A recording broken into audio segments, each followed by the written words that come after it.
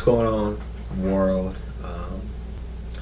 Stephen Crawford here, and I've had a interesting conversation with. I don't know if you want to consider him like my half brother or not even really so much so, but one of my mom's, her previous marriage, he had a son. He's older than me. He lives out here in California with me, named Benjamin Gardner, and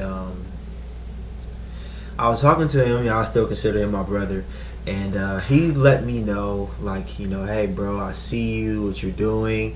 I'm inspired by, you and your fitness videos and your posts. But when are you gonna make videos so people really get to understand who you are? Because I know your passion. I grew up with you, but nobody really knows. And of course, when I grace a STS stage, I've done it before. I've shared my story similar before. But I guess, as I get progressing in Herbalife, I'll share more and more and more of my story and who I really am and where I came from. But there are a lot of things that have, transpired in my life and really culminated and made me the kind of person that I am today. And that's for good and for bad. And I'm pretty sure a lot of people have things going on in their life. Not just me, of course. I would never be that naive. But it's always different levels and different things that go on with people. And I think a lot of times people keep things bottled in. And I'm one of those people. And what I told myself January 2016 was that I was no longer going to continue to hold in things. I was just going to be who I wanted to be and who I felt like I needed to be, because I felt like I don't know where throughout my life that things just changed, but I started to have a sense of wanting to be accepted by higher society, and almost like Kanye in a little bit or a lot less rantic mode, but I kind of just really wanted to be accepted.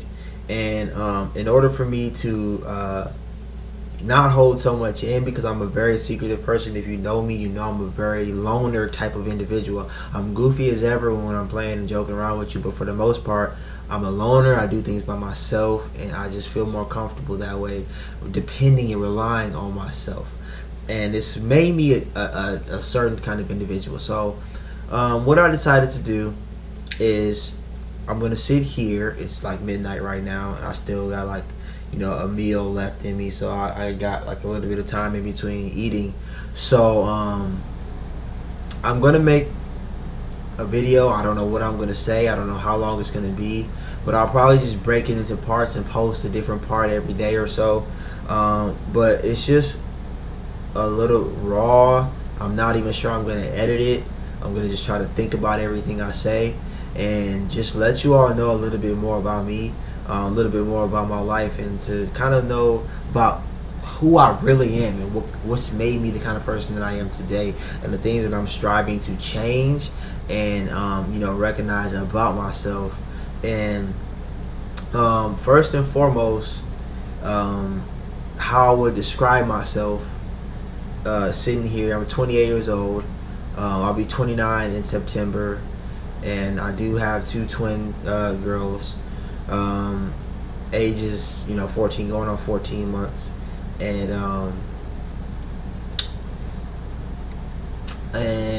I want to describe myself as, first pros, intellectual, ambitious person, very studious in whatever my craft may be, and also on the con side, I'm very insecure. I am a loner. I tend to not really trust people to do things aside from myself, and I have a sense and need to want to be accepted by everybody. And also I have an extreme fear of failure and death. Those are my two fears. I know people have their crazy fears and whatnot, and the reason that I fear failure is, I'll explain it to you, but that it's a lot of where I come from, in the city that I was born in and inevitably raised and through my adolescence in. It's not a lot of success stories out of there, and you almost become one of the people who just falls right in the bunch. He could have been this or he should have been this. So a fear of failure, and then also a fear, of death. But that's just because I don't understand it, and things that I tend to don't understand, I fear because I can't make logic out of it. And I'm a very logical thinker, and I like to put things two and two together, and that's not something that you can do. So it's something that from an early age I used to wake up crying because I didn't understand, like, what's gonna happen when I die, what's gonna happen. So that's what kind of analytical person I was. But my insecure issues and my I guess you want to say loner ways and tendencies started like back when I was like 2 years old. And it's funny the things that we remember in life and the things that we don't, because I honestly I can't sit here and tell you all that I remember too many of my birthdays, because I didn't really celebrate many of my birthdays, especially the ones that you're supposed to remember throughout adolescence, because financially just wasn't possible to do what we wanted to do. But I remember all the way back to like when I was 2 years old, and I have no idea why I remember this. And my grandmother kind of tells me stories, but me and my little brother were in foster care for a little while, and it wasn't just for a lack of anything except for just responsibility. And me and my brother had to spend a little bit of time, with in foster care with a lady who I can remember her face as if it was yesterday that I seen her. And she used to mistreat me and my brother quite often. I was 2 years old, so I was walking and I was potty trained, and I was able to I was developed at a very, very early age as far as that goes. My brother was not quite the same, so we experienced a lot of mistreatment. I know if you know how the foster care system works, if you get put with a bad foster care giver, then you are in a very, very messed up situation, because you're not somebody's and they're just collecting checks from the government just to house you. So sooner or later I was rejoined. Me and my brother rejoined with my mom, and we had a pretty good life in Wisconsin. And then my mom inevitably met my little sister's father, in which she married, and it was a very peculiar situation, because he worked for Golden Books, and if you know Golden Books, little children's books from back in the day, his job moved him around a lot, so they paid for him to move and relocate. So right then, at a very, very, very young age, I'm talking like 6, 7, 8, 9 years old, already bam, like you're moving.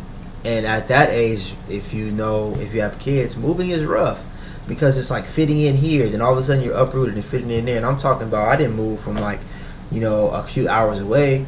I went from Wisconsin to Oklahoma to Arkansas to Mississippi to another city in Mississippi, back to Wisconsin. By the sixth grade, I had already moved to all those places, and I was going into those very, very important adolescent years. And I was like going from one culture, because we lived a pretty decent lifestyle these 4 or 5 years of moving, because he got paid fairly well and my mom didn't have to work.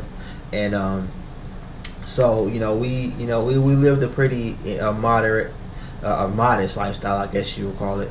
And we didn't really have to worry about much. And then all of a sudden, it was I will say this, it was a pretty abusive marriage. So my mom ended up leaving, and now we're at a crossroads, because my mom, is not, she didn't even graduate at this point in time in life. She hadn't graduated from high school, and really didn't have any family, because we're all like Wisconsin, Mississippi, like we were all the way down in the deep south. And my mom just made a decision, and literally we went from like, this was like, how would I even describe it? It wasn't really country, but it was predominantly Caucasian was what we went from. My best friend and my best friends were of the same of Caucasian descent. And So those are the kind of friends I had. And I really, when I went from that and I went to Wisconsin, southeast Wisconsin, about an hour from Chicago, and they act like they was from Chicago, or they try to act like a mini version of Chicago. And I really went from being, this kid to bam, urbanized like that. And it was all these moves really culminated in me wanting to stay to myself. First, I was a real skinny kid. First off, because we didn't eat like the healthiest, so I was a real skinny kid. My mom was really is I'm a super mama's boy. My mom sheltered me. I played basketball, but I didn't play basketball because my mom wouldn't let me play basketball because I probably played like a couple like 3 or 4 games out of the season. Most of the time spent time being not allowed to play basketball because of my grades or something like that. So she was a real stickler upon that. I just really wasn't too much interested in school. I don't know why, and I think it had a lot to do with the fact that I was just a to myself kind of individual, and school didn't really interest me. My brother was a really smart one, and I don't know if I didn't understand it, I didn't get it, or what. I didn't have a desire to learn at that age. So for me, I didn't really get to play sports. I've never played little league football, baseball, none of that. Like I've never played any of that. I just naturally became good at basketball over the years, and so when we made that move from Mississippi back to Wisconsin, I'm engulfed in the urban lifestyle. I'm talking like I go from as white as you can get to as African American, as black as you can get, and it's like I wasn't accepted.